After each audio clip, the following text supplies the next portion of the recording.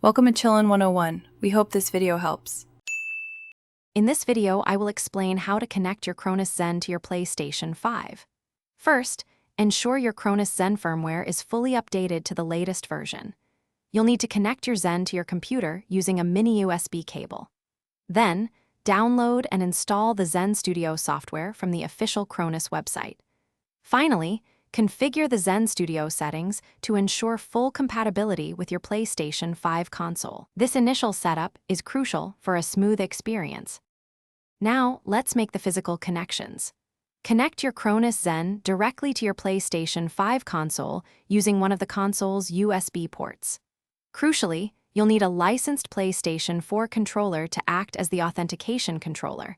Plug this into the A1 port on your Zen. Your preferred gaming controller, like a PlayStation 5 DualSense, then connects to the A3 port. Always double-check that all cables are securely plugged in to prevent any unexpected disconnections during gameplay.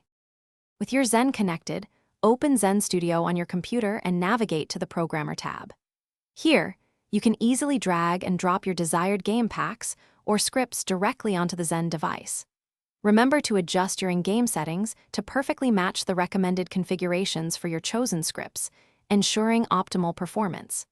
Once everything is set, save your configurations to a memory slot on the Cronus Zen for quick and easy access whenever you play.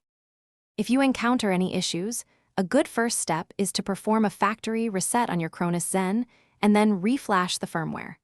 Always use high-quality, data transfer-capable USB cables for all your connections to ensure stable communication.